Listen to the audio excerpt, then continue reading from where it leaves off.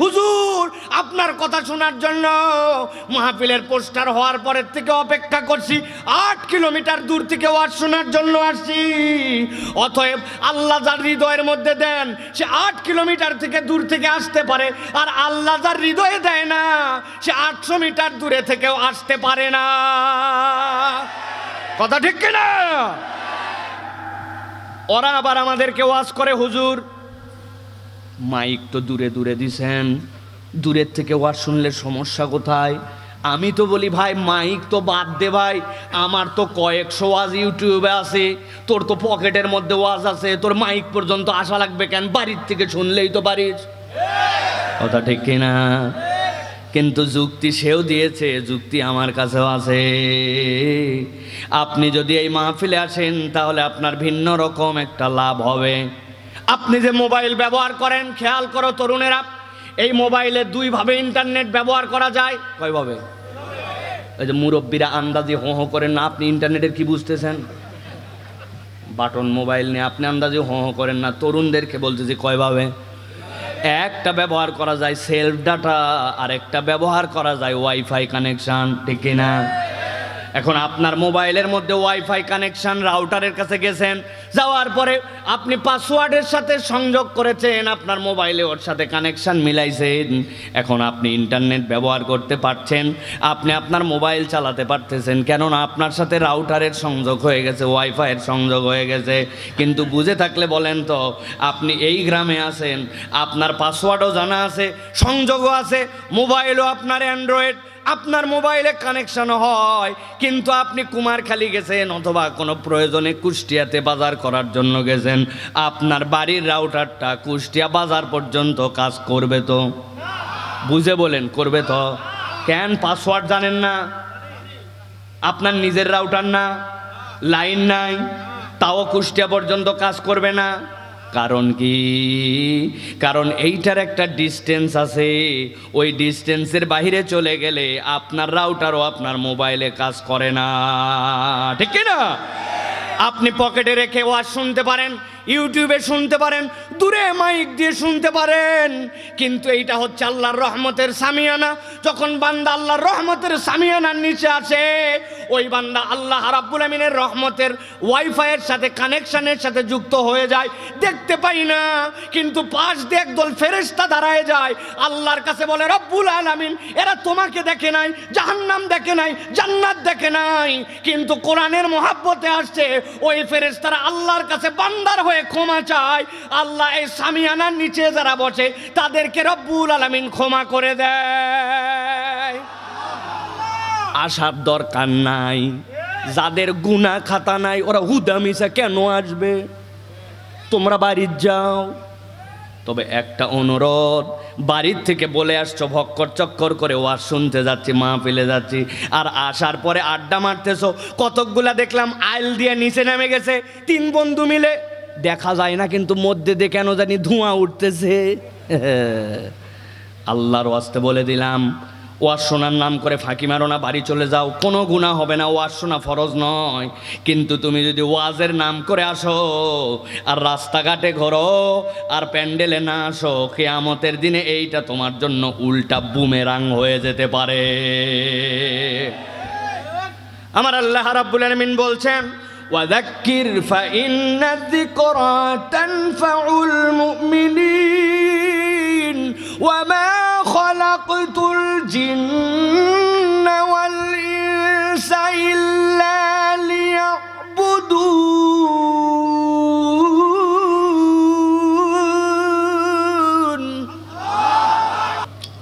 কুমারখালীর ভাইরা কেমন আছেন আপনারা? ঠোঁট থেকে বলেন না, মন থেকে বলেন, কেমন আছেন আপনারা? আমাদের আল্লাহ রাব্বুল আলামিনের কাছে কৃতজ্ঞতাটা যদি দিল থেকে অনুভব করে হয়, তাহলে ওইটা ঠোঁট দিয়ে উচ্চারণ না করলেও আল্লাহর কাছে ওইটা বিশাল দামি। আর যদি সেইটা শুধু ঠোঁটের কথা হয়, দিলের সাথে তার কোনো সম্পর্ক নাই, তাহলে এই আলহামদুলিল্লাহ বলার আল্লাহ রাব্বুল আলামিনের কাছে কোনো প্রয়োজন নাই। কেননা আপনার আমার রব এইরকম রব দুনিয়ার সবাই যদি তার প্রশংসা করে এক চুলো আল্লাহর ইজ্জত বাড়ে না। আর দুনিয়ার সবাই যদি আল্লাহর প্রশংসা করা বন্ধ করে দেয় এক চুলো আমার রবের ইজ্জত কমে না। আপনার আমার প্রশংসা করা না করাতে আমার আল্লাহর ইজ্জত কম বেশি হয় না, ঠিক কি না?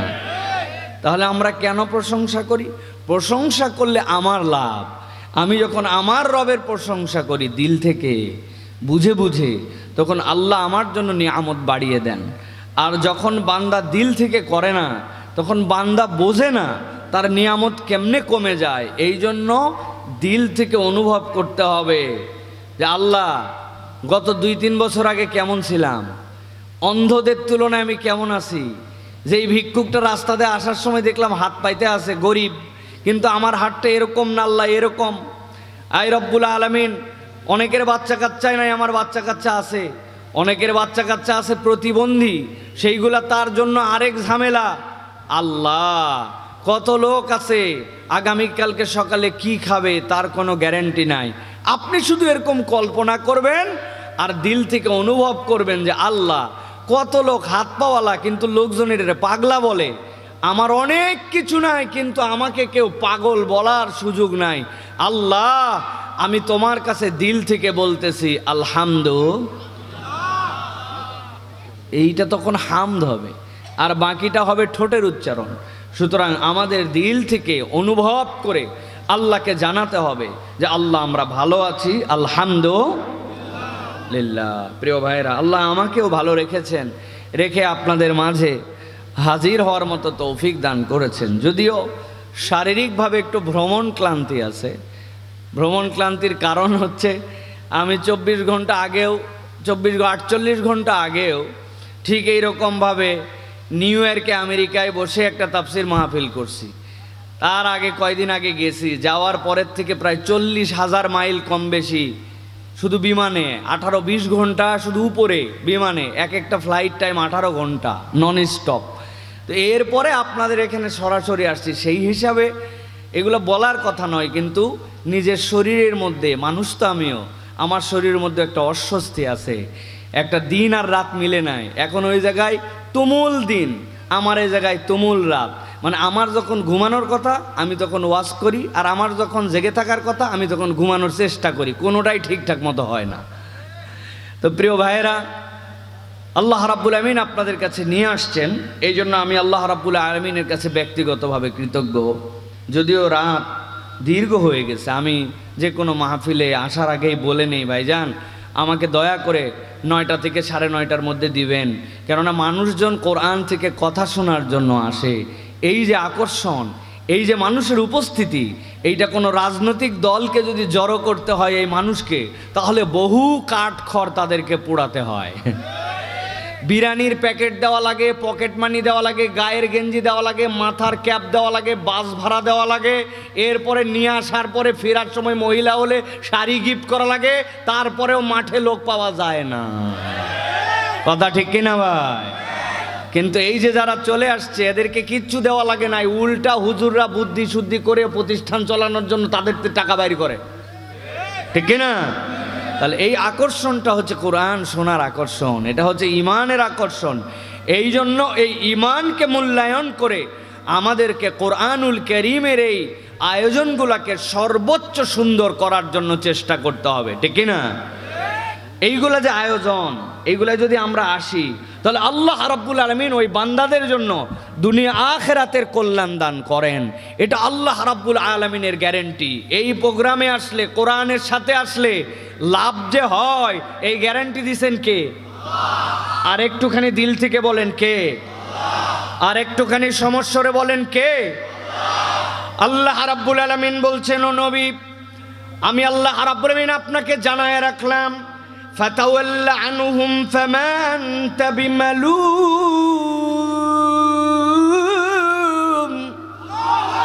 ও আমার হাবিব, আপনার থেকে যদি তারা মুখ ফিরায় নাই, আপনি ডাক দেওয়ার পরেও যদি তারা কথা না শোনে, তারা যদি আপনার আহ্বানকে অগ্রাহ্য করে, এতে আপনার কোনো অপমান বা আপনাকে তারা কোনো ক্ষতিগ্রস্ত করতে পারে না। আল্লাহর বিধান থেকে মুখ যদি ফিরায় নেয়, ক্ষতি আল্লাহর নবীর করতে পারে না, ক্ষতি মাহফিলের করতে পারে না, ক্ষতি আয়োজকদের করতে পারে না, বরং আল্লাহর বিধান থেকে যারা মুখ ফিরায় নেবে, ক্ষতি তারা নিজেরাই নিজেদেরটা করে। ঠিক কি না? আজকে এই মাহফিলের মধ্যে এখানে আয়োজন, কিন্তু আপনি এখান থেকে 100 গজ দূরে যান, 200 গজ দূরে যান, যাওয়ার পরে দেখেন বাজারের মধ্যে কি পরিমাণ লোক ভণ্ডামি করতেছে, ঘুরতেছে, কি পরিমাণ লোক চটপটি খাচ্ছে, কি পরিমাণ লোক সেখানে খেলাধুলা করে। এইখানে মাত্র আয়োজন, 200 গজ দূরের মানুষ পর্যন্ত এখানে আসতে পারে না। আবার এমন লোক আমার সাথে মুসাফা করে আসছে, হুজুর আপনার কথা শোনার জন্য মাহফিলের পোস্টার হওয়ার পরের থেকে অপেক্ষা করছি, 8 কিলোমিটার দূর থেকে ওয়াজ শোনার জন্য আসছি। অতএব আল্লাহ যার হৃদয়ের মধ্যে দেন, সে 8 কিলোমিটার থেকে দূর থেকে আসতে পারে, আর আল্লাহ যার হৃদয়ে দেয় না, সে 800 মিটার দূরে থেকেও আসতে পারে না। কথা ঠিক কিনা? ওরা আবার আমাদেরকে ওয়াজ করে, হুজুর মাইক তো দূরে দূরে দিছেন, দূরের থেকে ওয়াজ শুনলে সমস্যা কোথায়? আমি তো বলি ভাই মাইক তো বাদ দে ভাই, আমার তো কয়েকশো ওয়াজ ইউটিউবে আছে, তোর তো পকেটের মধ্যে ওয়াজ আছে, তোর মাইক পর্যন্ত আসা লাগবে কেন? বাড়ির থেকে শুনলেই তো পারিস। কথা ঠিক কিনা? কিন্তু যুক্তি সেও দিয়েছে, যুক্তি আমার কাছেও আছে। আপনি যদি এই মাহফিলে আসেন তাহলে আপনার ভিন্ন রকম একটা লাভ হবে। আপনি যে মোবাইল ব্যবহার করেন, খেয়াল করো তরুণেরা, এই মোবাইলে 2 ভাবে ইন্টারনেট ব্যবহার করা যায়। কয়ভাবে? ওই যে মুরব্বীরা আন্দাজি হো হো করেন না, আপনি ইন্টারনেটের কি বুঝতেছেন? বাটন মোবাইল নিয়ে আপনি আন্দাজি হো হো করেন না। তরুণদেরকে বলতেছি কয়ভাবে। একটা ব্যবহার করা যায় সেলফ ডাটা, আর একটা ব্যবহার করা যায় ওয়াইফাই কানেকশন। ঠিক কিনা? এখন আপনার মোবাইলের মধ্যে ওয়াইফাই কানেকশন, রাউটারের কাছে গেছেন, যাওয়ার পরে আপনি পাসওয়ার্ডের সাথে সংযোগ করেছেন, আপনার মোবাইলে ওর সাথে কানেকশন মিলাইছেন, এখন আপনি ইন্টারনেট ব্যবহার করতে পারছেন, আপনি আপনার মোবাইল চালাতে পারতেছেন, কেননা আপনার সাথে রাউটারের সংযোগ হয়ে গেছে, ওয়াইফাইয়ের সংযোগ হয়ে গেছে। কিন্তু বুঝে থাকলে বলেন তো, আপনি এই গ্রামে আছেন, আপনার পাসওয়ার্ডও জানা আছে, সংযোগও আছে, মোবাইলও আপনার অ্যান্ড্রয়েড, আপনার মোবাইলে কানেকশন হয়, কিন্তু আপনি কুমারখালী গেছেন অথবা কোনো প্রয়োজনে কুষ্টিয়াতে বাজার করার জন্য গেছেন, আপনার বাড়ির রাউটারটা কুষ্টিয়া বাজার পর্যন্ত কাজ করবে তো? বুঝে বলেন, করবে তো? কেন? পাসওয়ার্ড জানেন না, আপনার নিজের রাউটার না, লাইন নাই, তাও কুষ্টিয়া পর্যন্ত কাজ করবে না। কারণ কি? কারণ এইটার একটা ডিস্টেন্স আছে, ওই ডিস্টেন্সের বাইরে চলে গেলে আপনার রাউটারও আপনার মোবাইলে কাজ করে না। ঠিক কি না? আপনি পকেটে রেখে ওয়াজ শুনতে পারেন, ইউটিউবে শুনতে পারেন, দূরে মাইক দিয়ে শুনতে পারেন, কিন্তু এইটা হচ্ছে আল্লাহর রহমতের সামিয়ানা। যখন বান্দা আল্লাহর রহমতের সামিয়ানার নিচে আসে, ওই বান্দা আল্লাহ রাব্বুল আমিনের রহমতের ওয়াইফাইয়ের সাথে কানেকশনের সাথে যুক্ত হয়ে যায়, দেখতে পাই না, কিন্তু পাশ দিয়ে একদল ফেরেশতা দাঁড়ায় যায়, আল্লাহর কাছে বলে, রব্বুল আলামিন এরা তোমাকে দেখে নাই, জাহান্নাম দেখে নাই, জান্নাত দেখে নাই, কিন্তু কোরআনের মহাব্বতে আসছে, ওই ফেরেশতারা আল্লাহর কাছে বান্দার হয়ে ক্ষমা চায়। আল্লাহ এই সামিয়ানার নিচে যারা বসে তাদেরকে রব্বুল আলামিন ক্ষমা করে দেয়। আসার দরকার নাই, যাদের গুনাহ খাতা নাই ওরা হুদামিসা কেন আসবে? তোমরা বাড়ি যাও। তবে একটা অনুরোধ, বাড়ির থেকে বলে আসছো ভক্কর চক্কর করে ওয়াজ শুনতে যাচ্ছি, মাহফিলে যাচ্ছি, আর আসার পরে আড্ডা মারতেছো, কতকগুলা দেখলাম আইল দিয়ে নিচে নেমে গেছে, 3 বন্ধু মিলে, দেখা যায় না কিন্তু মধ্যে দিয়ে কেন জানি ধোঁয়া উঠতেছে। আল্লাহর ওয়াস্তে বলে দিলাম, ওয়াজ শোনার নাম করে ফাঁকি মারো না, বাড়ি চলে যাও, কোনো গুনাহ হবে না, ওয়াজ শোনা ফরজ নয়। কিন্তু তুমি যদি ওয়াজের নাম করে আসো আর রাস্তাঘাটে ঘোরো আর প্যান্ডেলে না আসো, কিয়ামতের দিনে এইটা তোমার জন্য উল্টা বুমেরাং হয়ে যেতে পারে। আমার আল্লাহ রাব্বুল আলামিন বলছেন, ওয়াযাক্কির ফাইন্না যিকরা তানফাউল মুমিনিন ওয়ামা খালাকতুল জিন্না ওয়াল ইনসা ইল্লা লিয়াবুদুন।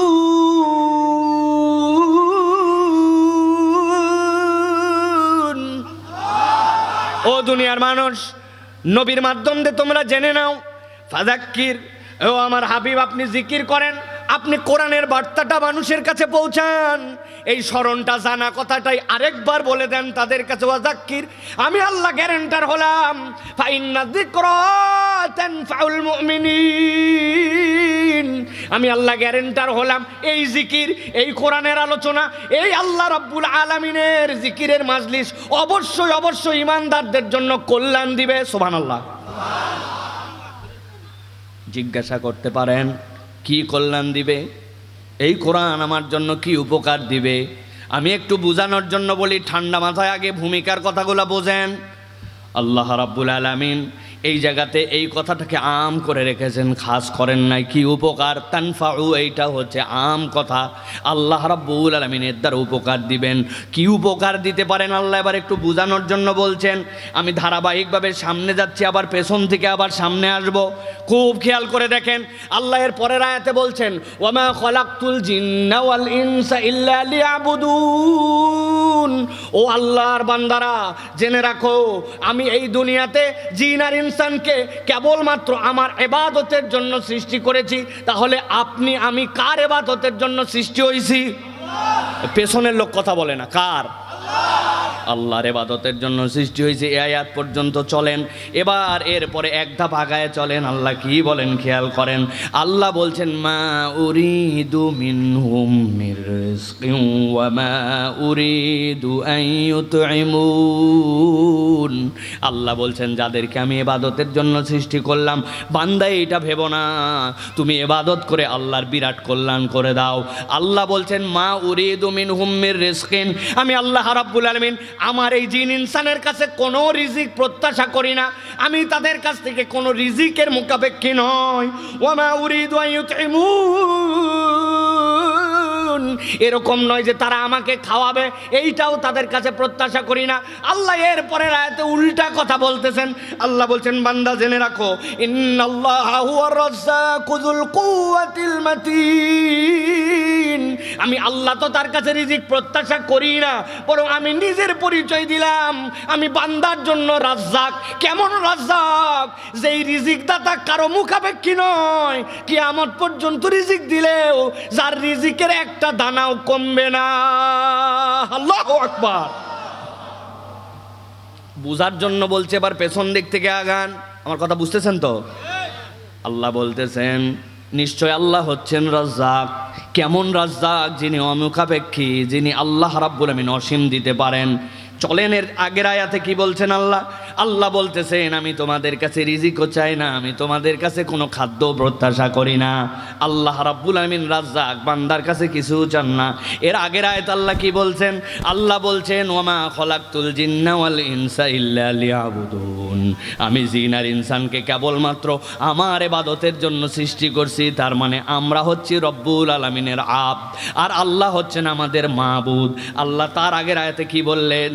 আল্লাহ নবীকে বললেন, ওয়াযাক্কির ফাইন্না যিকরা তানফাউল মুমিনিন, জানায় দেন আপনি কোরআনের জিকির তাদের কাছে, নিশ্চয় এই কোরআন, এই জিকির তাদের জন্য কল্যাণ দিবে। আল্লাহ সেইটাকে আম করে রেখেছেন, খাস করেন নাই। মুফাসসিররা ব্যাখ্যা করছেন, দুনিয়ার মানুষ, তুমি যদি এই রিজিক যেইটা আল্লাহ রাব্বুল আমিন দেন ওইটাকে যদি তুমি পেতে চাও, তুমি যদি উপকারকে আম বানাতে চাও, তাহলে তুমি যদি কোরআনের সাথে নিজেকে সম্পৃক্ত করো, এই জিকিরের সাথে তুমি যদি মনোনিবেশ করো, কোরআনের কথা যদি শুনে নাও, হতে পারে তোমার শরীর খারাপ, হতে পারে তোমার বাচ্চাটা তোমার কথা শোনে না, হতে পারে যে পরিমাণ কামাই করো বাহিরে বলতে পারো না কিন্তু টানাটানি ফুরায় না, হতে পারে এমন তুমি যে ব্যবসা প্রতিষ্ঠান দিছো সেটার বেচা কিনা হয় না, হতে পারে এমন তুমি যে পড়ালেখা করো, যে প্রত্যাশা করো সে অনুযায়ী রেজাল্ট হয় না, হতে পারে যে আবাদ করো ওই আবাদ দিয়ে তোমার চলে না, হতে পারে তুমি মানুষের দোকানে কাজ করো, প্রত্যাশা করো নিজের একটা দোকান হোক, সেটা তোমার হয় না। আল্লাহ রাব্বুল আমিন আম করে রেখেছেন, বান্দা তোর যত ধরনের সমস্যা, তুই যদি কোরআনওয়ালা হস, কোরআনের জিকিরের পক্ষে থাকিস, আমি আল্লাহ গ্যারান্টার হলাম, আমি অসীম রিজিক দাতা যেরকম, এই কোরআন দ্বারা তোর সব সমস্যা আমি আল্লাহ মিটায় দিতে পারি। এবার বুঝে থাকলে বলেন, কোরআন শুনতে আসছি যে লাভ আছে না নাই? বুঝে বলেন, আছে না নাই? কম না বেশি? বিশ্বাস করি না? প্রিয় ভাইয়েরা, এই জন্য প্রিয় ভাইয়েরা আমি আপনাদের কাছে যেটা বলতে চাই, যে কোরআনুল কারীম শোনার জন্য আমরা এসেছি। যদিও রাত 11:15 হয়ে গেছে, কিন্তু আপনাদের এই আশা, আমাদের এই আশা, এটা যেন আল্লাহ রাব্বুল আলামিনের কাছে রিওয়ার্ডেবল হয়, আল্লাহর কাছে যেন এটা আমরা এমন কিছু নিয়ে যাই যেটাতে আল্লাহ রাব্বুল আলামিন যেন আমাদেরকে এটা কিয়ামতের ময়দানে নাজাতের ওসিলা বানায় দেন। এরকম কিছু কথা শোনার মতো আল্লাহ যেন এবং বলার মতো তৌফিক দেন, বলেন আল্লাহুম্মা আমিন। আপনারা শুনতে রাজি আছেন ভাই? আছেন ইনশাআল্লাহ? আপনাদের গরম লাগতেছে না ভাই? আবার মিথ্যা কথা বলে গরম লাগতেছে, গরম লাগতেছে না? গরম লাগতেছে, কিন্তু এটা আমলে নিচ্ছি না, ঠিক কি না? তাহলে আমরা কি কোরআনুল কারীম শুনতে রাজি আছি ইনশাআল্লাহ? কারা কারা টান করে 2 হাত উঁচু করেন। থামেন থামেন, একটু থামেন, একটু থামেন, থামেন, একটু থামেন। হাত সোজা করছেন সবাই? সোজা হয় নাই, হাত নামান। হাত নামায় একদম টান টান করে 2 হাত সোজা করবেন। কুমারখালীর হাত সোজা করা যদি এইরকম হয় সমস্যা নাই, যদি এরকম হয় তাও সমস্যা নাই। হাত সোজা করার মানে যদি এরকম হয় তাও সমস্যা নাই। কিন্তু যদি কুমারখালীতেও হাত সোজা করার মানে এইরকম হয়, তাহলে হাত এইরকম করে সোজা করা লাগবে। এখন আপনাদের এলাকায় কীরকম হাত সোজা করা? হাত সোজা মানে এরকম, এরকম। হাত টান টান করে সোজা করেন, 2 হাত তোলেন, আরেকবার নামান। নামায় এবার চেক করব আমরা একটু ডানে বামে কারা কারা হাতগুলো উঠাতে পারে না, একটু দেখা লাগবে না একটু? হ্যাঁ হ্যাঁ, এবার হাত সোজা করে তুলব আর ডানে বামে তাকায় দেখবো। সবাই রেডি তো? সবাই দেখি 2 হাত শক্ত করে তোলেন, সোজা করছেন। এবার ডানে বামে একটু তাকান, দেখেন তো কারা হাত সোজা হয় নাই। সব হাত উঠছে? সোজা করেন, বুক বরাবর সোজা করেন, একটু হাতটা নড়াচড়া দেন। হ্যাঁ মাশাআল্লাহ, জোরে জোরে। এবার সোজা করেন, শক্ত শক্ত করেন, শক্ত। এবার গলাটা একটু পরিষ্কার দেন। হয়নি হয়নি। সামনের কয়জন খুব অ্যাক্টিভ আছে, পিছনের মানুষ অ্যাক্টিভ নাই। গলাটা একটু সোজা করছেন, সোজা সোজা সোজা। মাজাটা টান, মাজায় ব্যথা লাগছে? সোজা হয়েছে, সোজা হয়েছে। হ্যাঁ মাশাআল্লাহ, সোজা হয়েছে। এবার এবার একটু বুক বরাবর নেন, এই বরাবর। হাত নামায় ফেলবেন না, আজকে ওয়াজ হবে এইভাবে ইনশাআল্লাহ। রেডি সবাই? এবার আমরা একটা তাকবীর দিতে চাই, যেই তাকবীরের ধ্বনিতে আকাশ বাতাস মুখরিত হবে, শয়তান এখান থেকে বিতাড়িত হবে, আমাদের ঈমান চাঙ্গা হবে। গলাগুলা অনেকদিন আল্লাহর জন্য খোলে নাই, এরকম একটা আকর্ষণীয় ভঙ্গিতে আমরা আল্লাহর জন্য একটা গলা খুলে তাকবীর দিতে চাই। যারা যারা পারবেন তারা তারা বলেন আল্লাহুম্মা আমিন। যারা যারা পারবেন না তারা অগ্রিম বলে নেন আল্লাহুম্মা আমিন। আহা, সলিড লোক আছে কিছু, ঠিক না ভাই? পারবেন ইনশাআল্লাহ? হাত কি নামায় ফেলছেন বুক বরাবর? আমার তো আসলে এই জায়গাতে বাউন্ডারি নাই, তো রাস্তার ওই পার থেকে মনে হয় সব খোলা। যদি বাউন্ডারি ওয়াল থাকতো তো নতুন একটা শ্রোতাও আর ঢুকতে দিতাম না, তাদের সব চান্স শেষ। কিন্তু এখন খোলা, যদি আইসে পড়ে তো গন্ডগোল ফাসাদ করা যাবে না। তারপরেও 2-3 মিনিট সময় দিলাম, এর মধ্যে যদি আসে ভালো, না আসলে আমরা ইনশাআল্লাহ আল্লাহর কাছে তাদের নামে একটা স্পেশাল দোয়া দিব, ঠিক আছে না ভাই? সেটা হতে পারে কারো ভাইয়ের নামে পড়ে যাবে, যাক সমস্যা নাই, আজকে যা আছে কপালে, ঠিক কি না? এত বড় আয়োজন, আর তুমি চটপটি নিয়ে আসো। তুমি বাপ দাদার জন্মে কোনোদিন এইটা দেখো নাই না? তুমি ভণ্ডামি করো, তুমি এই জায়গায় না জাম্পারের মধ্যে লাফাচ্ছ। তুমি কি যে করতে আইছো আমরা বুঝতে পারতেছি। তোমরা রেডি সবাই ইনশাআল্লাহ? তাকবীর দিতে পারবেন তো ইনশাআল্লাহ? আমি যখন লিল্লাহে তাকবীর বলবো, আপনার হাত দুটো আসমানের দিকে ছুঁড়ে দিয়ে আল্লাহু আকবার বলে আবার হাত নামায় ফেলবেন। রেডি সবাই? পারবেন ইনশাআল্লাহ? দেখে একটা তাকবীর দেন, লিল্লাহে তাকবীর, লিল্লাহে তাকবীর। আল কোরআনের আলো, আল হাদিসের আলো, তোমার নেতা আমার নেতা, তোমার নেতা আমার নেতা, আলেম ওলামা যেখানে, আল্লাহর আইন যেখানে, লিল্লাহে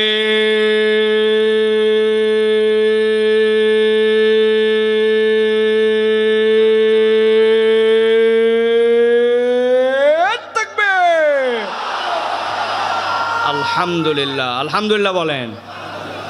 শয়তান আছে ভাই?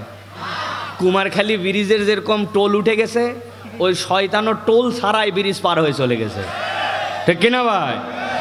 আল্লাহ রাব্বুল আলামিনের সেই বান্দাগুলাকে যাদেরকে ধোকা দিতে চাইছিল শয়তান, বলছিল অনেকক্ষণ হয়েছে, রাতও মেলা ভার, সাইকেল নিয়ে আসছু, ওর দূর যাওয়া লাগবে, চল। এখন আবার দেখতেছে কিরে আত্মমন টানে না, তার মানে শয়তান নাই। যেখানে আল্লাহু আকবার আছে সেখানে শয়তান নাই। এই জন্য দেখবেন বাংলাদেশে অনেক দল আছে, পার্টি আছে, ওরা নারায়ে তাকবীরের স্লোগান দিতে পারে না। এই বাংলাদেশে যারা নারায়ে তাকবীরের সাথে আল্লাহু আকবারের সাথে সম্পর্ক রাখে না, আগামীর বাংলাদেশে মুসলমানরা তাদের সাথে সম্পর্ক রাখবে না। আগামীর বাংলাদেশ ইসলামের বাংলাদেশ, আলেম ওলামার বাংলাদেশ, কোরআন সুন্নাহর বাংলাদেশ। যেই সনদের শুরুতে বিসমিল্লাহ নাই, ওই রকম সনদ আমাদেরকে মুক্তি দিতে পারে না, মুসলমানদেরকে মুক্তি দিতে পারে মুক্তির মহাগ্রন্থ আল কোরআনের সংবিধান, ঠিক কিনা?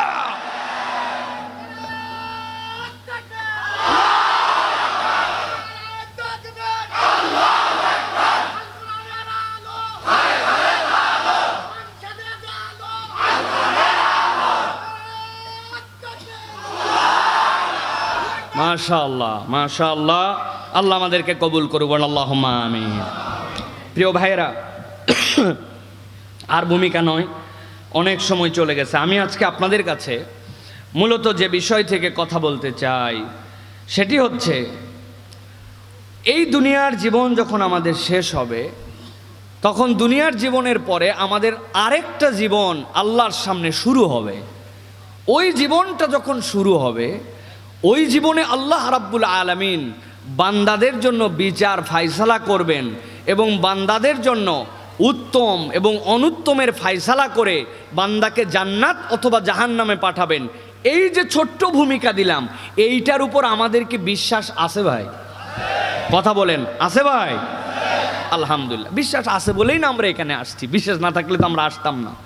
এখন কথা হচ্ছে যে আল্লাহ রাব্বুল আলামিনের কাছে আমরা যখন যাব, যাওয়ার পরে যখন উঠব, উঠার পরে কিয়ামতের ময়দানে কতকগুলা মানুষ আল্লাহর সামনে আসবে।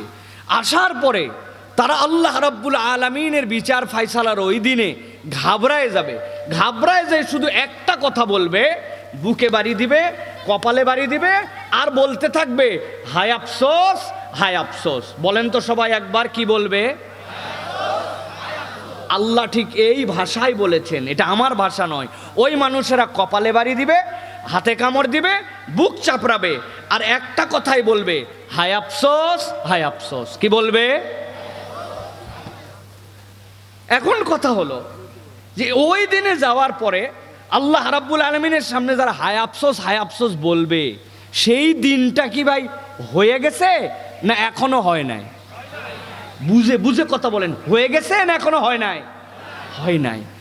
মোস্ট ইন্টারেস্টিং পয়েন্ট এই জায়গাতে, দুনিয়াতে ক্লাস 5-এর যে পরীক্ষা হয়, ওই পরীক্ষার প্রশ্নপত্র গোপন রাখা হয়, কিন্তু ওইটা তত গোপন রাখা হয় না যেটা এসএসসির প্রশ্নপত্র যতটুক গোপন রাখা হয়। কেননা ওইটা একটা বোর্ড পরীক্ষা, ওইটার একটা ভ্যালু আছে। ওইটা পাশ করলে মানুষ কলেজে যাইতে পারে, 5-এ ফেল করলে ওই স্কুলেই থাকা লাগতে পারে, কিন্তু এসএসসিতে ফেল করলে কলেজে যাওয়া যায় না। এই জন্য ওই প্রশ্ন বেশি গোপন, ঠিক কিনা? ওইটার থেকে আবার ইন্টারমিডিয়েটের প্রশ্নপত্র আরও গোপন, কেননা এরপরে ওই বান্দা ইউনিভার্সিটিতে যাবে, সে অনার্সে ঢুকবে, সুতরাং ওই প্রশ্ন কিভাবে সিকিউর করা যায় এইটা প্ল্যান করে, ঠিক কিনা? কিন্তু এর থেকেও বেশি গোপন চাকরির পরীক্ষা, যেটা বিসিএস, যেটা ম্যাজিস্ট্রেট, ওই পরীক্ষার প্রশ্নপত্রগুলো বেশি গোপন। এক স্তরে পরীক্ষা হয় না, প্রথমে রিটেন দেয়, এরপরে প্রথমে এমসিকিউ দেয়, তারপরে লিখিত দেয়, তারপরে ভাইবা দেয়, তারপরে ইনকোয়ারি হয়, সব করে তারপরে রাখে। কেননা যেই পরীক্ষার ফলাফলের পুরস্কার যত বড়, ওই পরীক্ষার প্রশ্ন তত গোপন। কথা কি বুঝাতে পারছি ভাই? কিন্তু সুবহানাল্লাহ বিহামদি, খেয়াল করে দেখেন, কিয়ামত হয় নাই, পরকালে কি হবে আমরা এখনো জানি না। ওই দিন যাওয়ার পরে জান্নাত হবে, জাহান্নাম হবে আমরা জানি, কিন্তু আল্লাহ বলছেন আমি যেই বান্দাকে সৃষ্টি করছি, একটা বান্দাও যেন জাহান্নামে না যায়, সব বান্দা যেন জান্নাতে চলে যেতে পারে। ওই দিন যাওয়ার পরে যারা বলবে হায় আফসোস, হায় আফসোস, আল্লাহ বলছেন আফসোসের কারণ কি? ওই দিন যাওয়ার পরে না, আমি মুহাম্মদ সাল্লাল্লাহু আলাইহি ওয়াসাল্লামকে দিয়ে 1450 বছর আগে কোরআনে লিখে দিছি, যাতে বান্দা পূর্ণ প্রস্তুতি নিয়ে আসতে পারে, একটা বান্দাও জাহান্নামে না যায়। আমি আল্লাহ এই জন্যই হচ্ছি, শুধুই আল্লাহ নয়, আমি আল্লাহ হচ্ছি রহমান। সুবহানাল্লাহ। তাহলে আল্লাহ রাব্বুল আমিন আপনার আমার জন্য সেটা উন্মুক্ত করে দিলেন। এখন বুঝে থাকলে বলেন, আমাদের তাহলে কিছু প্রস্তুতি নিয়ে এই জিনিসগুলো জেনে যাওয়ার দরকার আছে কিনা ভাই? এই যে রাত 11টা বাজে আপনারা বসে আছেন, এটা যদি আমাদের ফায়দা না হয়, এই বসা যদি কেবল কালেকশন উদ্দেশ্য হয়, এই বসা যদি কেবল উদ্দেশ্য হয় যে মাদ্রাসা আগামী বছর পর্যন্ত কেমনে চলবে এইটুকুই, তাহলে আমাদের কোনো এক পয়সা লাভ হবে না। আমাদের মূল টার্গেট জাহান্নাম থেকে বেঁচে জান্নাতের রাস্তায় যাওয়া, তার একটা অনুষঙ্গ হচ্ছে আমার মাদ্রাসা। অতএব কোরআন থেকে আমরা আজকে এমন 5টা পয়েন্টের আলোচনা শুনবো যেইটা আল্লাহ ফাঁস করে দিয়েছেন কোরআনে। বান্দা যদি এইটা জেনে বুঝে আসতে পারে, ওই দিন তার আফসোস করা লাগবে না। সুবহানাল্লাহ বলেন। তাহলে আমরা আজকে কয়টা আফসোসের কারণ শুনবো? সবাইকে বলতে হবে, মুখ বন্ধ থাকা চলবে না ভাই। কয়টা? হাতগুলো এরকম নিচে নামাবেন, আমি যেই বলবো টাস করে হাত উঠায় সবাই একসাথে একটা সমস্বরে সাক্ষ্য দিবেন। আজকে আমরা প্রধান কয়টা আফসোসের কারণ শুনবো? সব হাত ওঠে নাই, ওয়ান মোর টাইম প্লিজ, হাত নামান। কয়টা? আলহামদুলিল্লাহ। অনেকেই চিন্তা করবে সাইফুল্লাহ ভাইলে কি শুরু করলো, এই হাত তোলো। কারণ আছে ভাই, আমি যেরকম পড়ালেখা করে আসছি, আমার টার্গেট এই আলোচনাটাই মাঠে না থাকে, এই আলোচনাটা যেন বাড়িতে যায়, ঠিক না ভাই? বহু ওয়াজ হয়, পরের দিন যায় চায়ের কাপে বসে বলে, গতকাল একটা বক্তা আসছিল, ফাটে ফেলছে, ফাটে। একজন জিজ্ঞাসা করলো কি ফাটাইছে? বলছে তা বলতে পারবো না, কিন্তু ফাটাইছে। এরকম ফাটাফাটি ওয়াজ হয় না ভাই? আছে কোনো ফাটাফাটি নাই ভাই। আজকে যা টু দা পয়েন্ট শুনবো এবং মানার নিয়ত করে যাব ইনশাআল্লাহ। আল্লাহ রাব্বুল আলামিন 1 নম্বরে বান্দাদেরকে বলতেছেন, ও আমার বান্দারা, কিয়ামতের ময়দান যখন হয়ে যাবে, এক শ্রেণীর লোক রব্বুল আলামিনের সামনে হাজির হয়ে যাবে। হাজির হওয়ার পরে ওই মানুষগুলা রব্বুল আলামিনের সাথে একটা আফসোস করতে শুরু করবে। আল্লাহ রব্বুল আলামিনের কাছে আফসোস করবে আর বলতে শুরু করবে, রব আমাদের কোনো আফসোস নাই, আমাদের একটা আফসোস, আমাদেরকে যদি আবার একবার দুনিয়ায় ফেরত পাঠানো হতো। কেন এই কথা বলবে? চলেন আমরা কোরআন থেকে শোনার চেষ্টা করি। আল্লাহ রাব্বুল আমিন সূরা নামের 27 নম্বর আয়াতের মধ্যে বলছেন, ওয়ালাউ তারা ইযু কিফু আলান নারি ফাকালু ইয়া লাইতানা নুরাদ্দু ওয়ালা নুকাযযিবা বিআয়াতি রাব্বিনা ওয়া নাকুনা মিনাল মুমিনিন।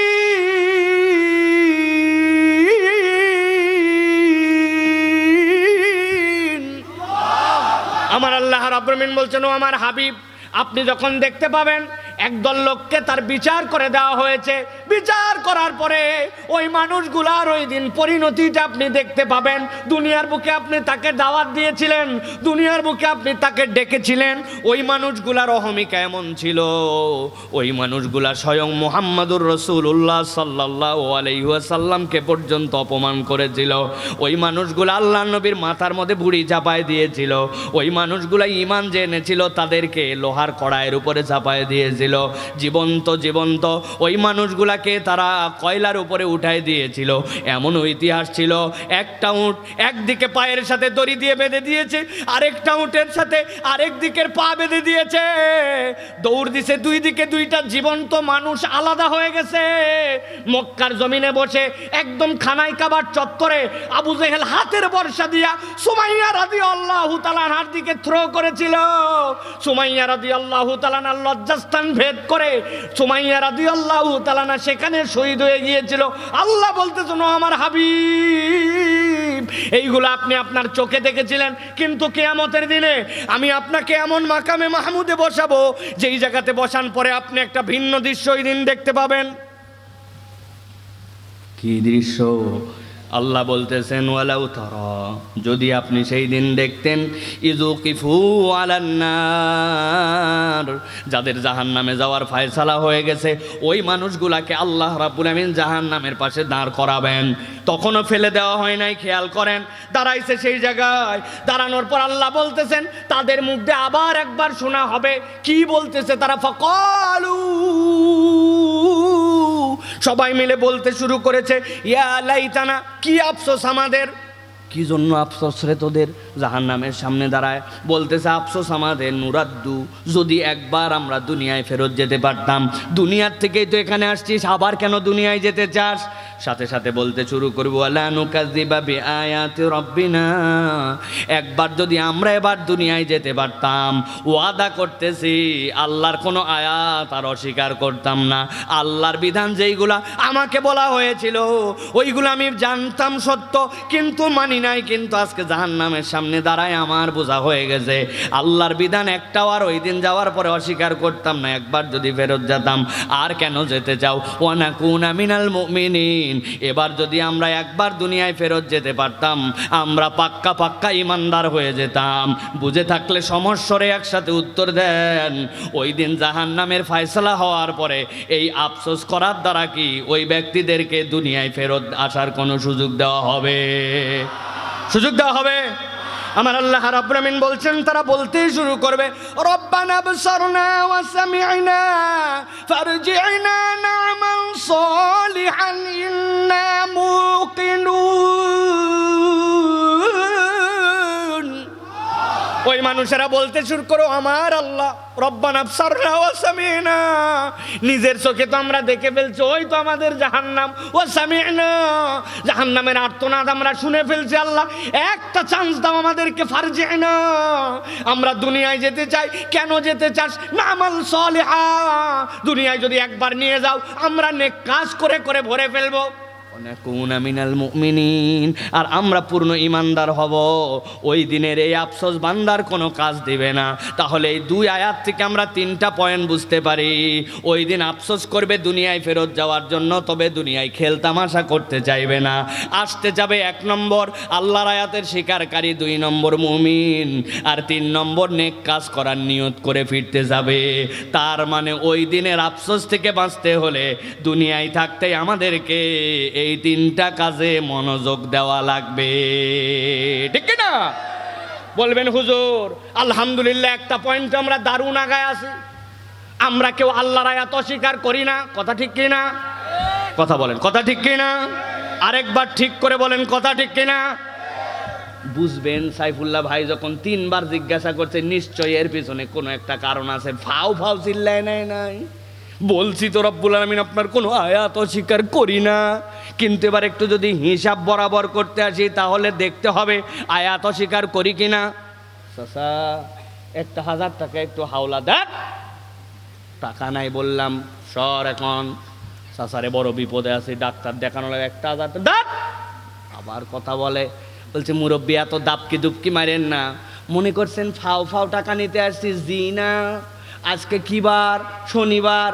আল্লাহর ওয়াস্তে 1000 টাকা দেন, আগামী মঙ্গলবার আল্লাহ বাঁচালে 1200।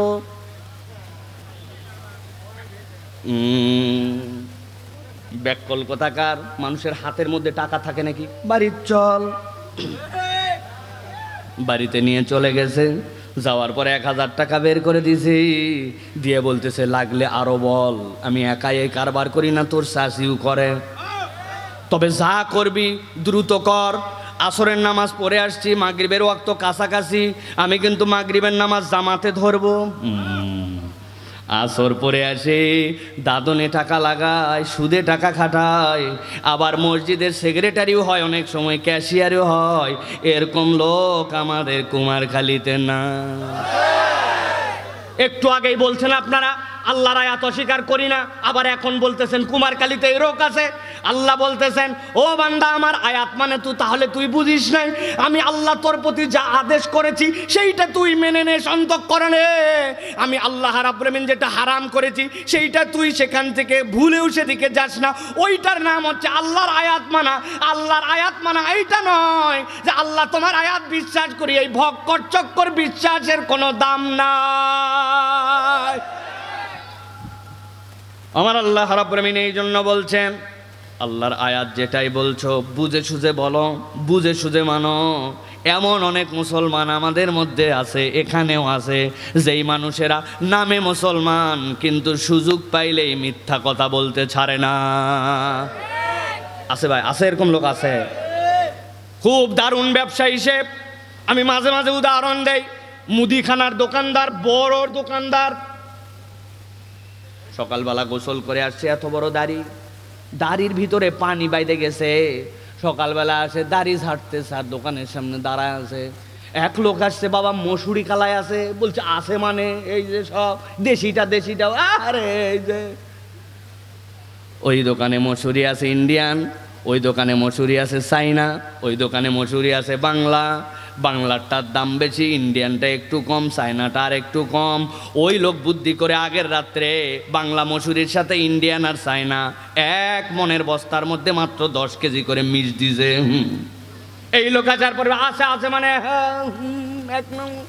ও চিন্তা করছে, বাবা রে বাবা, যে পরিমাণ দাড়িতে বাড়ি মারতেছে, এ তো 2 নম্বর হতেই পারে না। নিতে চাইছিলাম 1 কেজি, আবার পাই কি না পাই অরিজিনাল, দে ভাই 2.5 কেজি দে। উনি 2.5 কেজি নিয়ে চলে গেছে।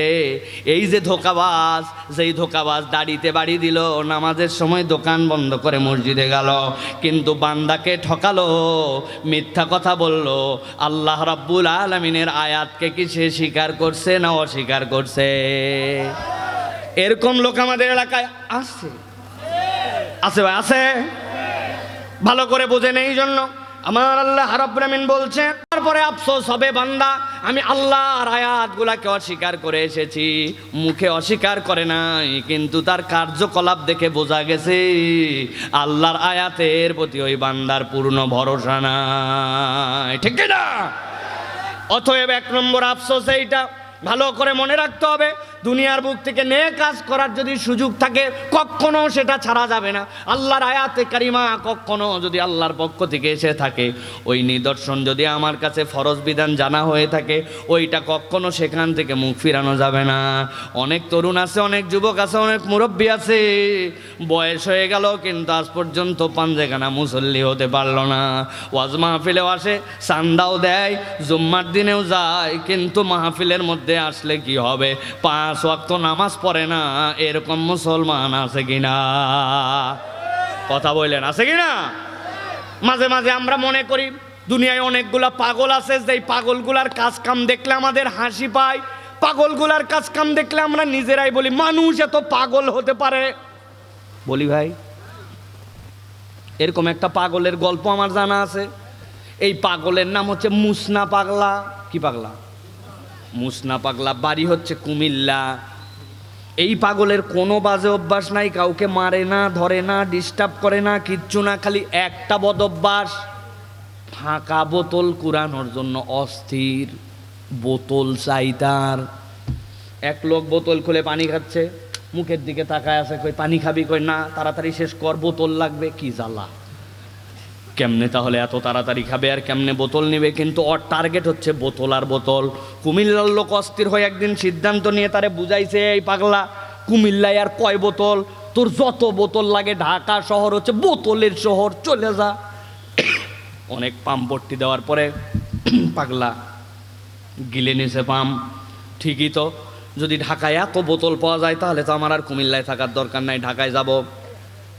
পুরাতন এক লুঙ্গির ভিতরে যত বোতল ছিল সব ভরছে, লম্বা একটা লাঠি কান্দের মধ্যে ঝুলায় নিছে, নিয়ে সব বোতল নিয়ে এবার কুমিল্লাবাসীকে বিদায় দিছে। কুমিল্লাবাসী, আসসালামু আলাইকুম, আমি আর কুমিল্লায় না, আমি ঢাকা। লোকজন বলছে আল্লাহ বাঁচাইছে, যা ভাই যা। সকালবেলা উঠে কুমিল্লার থেকে রওনা, ঢাকার উদ্দেশ্যে। ঢাকায় বোতল কুড়াবে, আনন্দের কোনো শেষ নাই। এ হাঁটা কি সে হাঁটা, কোনো যানবাহনে চড়ে নাই। হাঁটতে হাঁটতে হাঁটতে হাঁটতে অর্ধেক রাস্তার কাছাকাছি কুমিল্লা দাউদকান্দি ব্রিজ, ব্রিজের গোড়া পর্যন্ত আসতে আসতে দুপুর পার হয়ে গেছে। আসমানের দিকে তাকায় দেখে সূর্য হাইলে গেছে, তার মানে বুঝছে 12টায় সূর্য হালে 2টা বাজে। এখন তো সূর্য হালছে। একজন জিজ্ঞাসা করছে, ঢাকা কত দূর? বলছে অর্ধেকও আসিস নাই। চিন্তা করছে, মুসিবত তো, সন্ধ্যা হতে হতে তো দিনে দিনে ঢাকা পৌঁছাতে পারবো না। কান্দের মধ্যে থেকে বোতল টোতল সব নামায়া, যেই ডান্ডা ছিল হাতের মধ্যে, ওইটা দিয়ে লম্বা করে দাগ দিছে, আচ্ছা মতন দাগ দিয়ে, কষা দাগ দিয়ে আবার বোতল তুলে নিছে, নিয়ে ওই লুঙ্গির মধ্যে গুজায়া কাঁধে করে নিয়ে এবার এ হাঁটা কি সে হাঁটা, উল্টা হাঁটে একটানে মাগরিব হতে হতে কুমিল্লা। লোকজন বলছে, কি রে, তুই না ঢাকা চলে যাবি? বিকালবেলা মুখ চোখ শুকায় নিয়ে তুই কোত্থেকে আসলি? বলতেছে বেশি কথা বলিস না, শরীরের অবস্থা খারাপ, তবে আজকে যা করা লাগবে মরদ তাক করেই কুমিল্লা আসছে। কি করে আসছিস? সকাল থেকে হাঁটতে শুরু করলাম, হাঁটতে হাঁটতে হাঁটতে হাঁটতে পৌঁছায় গেছি যখন দাউদকান্দি। জিজ্ঞাসা করলাম ঢাকা কদ্দূর? বলে এখনও বেশি, অর্ধেক আসিস নাই। চিন্তা করলাম সারাদিন হাঁটলে তো সূর্য ডুবার আগে আমি ঢাকা পৌঁছাতে পারবো না, চিনি না জানি না, অন্ধকারের মধ্যে ঢাকা যায় কি করব। এই জন্য ওই জায়গায় ব্যাগ নামায়া আচ্ছা মতো দাগ দিয়া তারপরে কুমিল্লায় ফেরত আসছি। আল্লাহ যদি বাঁচায় রাখে আগামীকালকে যেই জায়গায় দাগ দিছি ওই দাগের থেকে ঢাকা আগে রাখছি রাস্তা। বুঝে থাকলে বলেন, যারা হাসলেন। এই যে সকাল থেকে হাইটে এই পর্যন্ত দাগ দিয়া, এরপরে বিকালবেলা আবার কুমিল্লা ব্যাক করে, ও যদি বলে পরের দিন আবার দাগের থেকে হাইটে ঢাকা যাবে, কিয়ামত যদি হয়ে যায় ঢাকা দেখবে। ও ভাই কথা বুঝে নাই, ঢাকা দেখবে। তাহলে আপনারা ভাবতেছেন কেইসা পাগলের পাগল, এই লোক অর্ধেক হাইটে আবার ফেরত এসে কয়ে দাগের থেকে যাবে। এবার একটু নিজের দিকে মনোযোগ দেন। জুম্মার দিনে সকাল সকাল পাঞ্জাবি পরে নিলেন, গোসল করে মসজিদে আসলেন, ইমামের খুতবা শুনলেন, জামাত শেষ করলেন, আপনি জুমা পরে বাড়িতে চলে গেলেন। আপনার জন্য আল্লাহ রাব্বুল আমিন সাইয়্যিদুল আইয়ামের সওয়াব আপনাকে দান করলেন। কিন্তু আপনি বান্দা আসরের নামাজে নাই, মাগরিবে নাই, এশায় নাই, ফজরে নাই, সপ্তাহে আপনার খবর নাই। আপনি জুম্মার নামাজ পড়ে জান্নাতের দিকে কতখানি আগাইছিলেন, আর ওয়াক্তের নামাজ বাদ দিয়ে আপনি জাহান্নামের দিকে আবার কতখানি গেছেন। হিসাব করে বুকে হাত দিয়ে বলেন, পাগল কি মুসনা নাকি পাগল আমরা?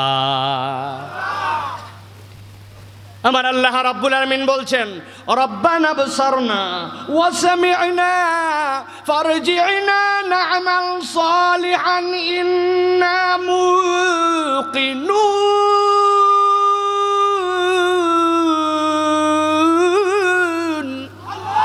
ও আমার আল্লাহ, জাহান্নাম দেখে ফেলছি, জাহান্নামের গর্জন শুনে ফেলছি। আল্লাহ তোমার কাছে একটা মাত্র আবদার, ফারজি'না, আমাদেরকে একটুখানি দুনিয়ায় পাঠায়া দাও, আমরা যাওয়ার পর আবার নেক কাজ করব। বুঝে থাকলে বলেন, যেই দিন হারায় গেল, যেই বয়স হয়ে গেল, হায়াত থেকে যেই টাইমটুকু পার হয়ে গেল, সেই হায়াতই আর ফেরত পাওয়া যায় না। তাহলে মরার পরে দুনিয়ায় আমল করে আসার জন্য আর কোনো সুযোগ পাওয়া যাবে না, ঠিক কি না? এই জন্য প্রিয় ভাইরা, এই কষ্টকর রাত্রে যারা আপনার গরমের মধ্যে বসে ওয়াজ শুনতেছেন, আমরা আজকের থেকে সিদ্ধান্ত নিব, জেনে বুঝে আল্লাহর কোনো আয়াত, আল্লাহর কোনো হুকুম জানার পরে এইটা আর অমান্য করব না। রাজি? 2 নম্বরে, আমরা এখন থেকে নিজেদের জীবনে পূর্ণ মুমিন হওয়ার জন্য চেষ্টা করব। রাজি? 3 নম্বরে, আল্লাহ আমার হায়াতের মধ্যে নেক কাজ যেন প্রত্যেক দিন বৃদ্ধি পায়, এই নেক কাজ বৃদ্ধির জন্য আমি চেষ্টা করব, ঠিক কি না?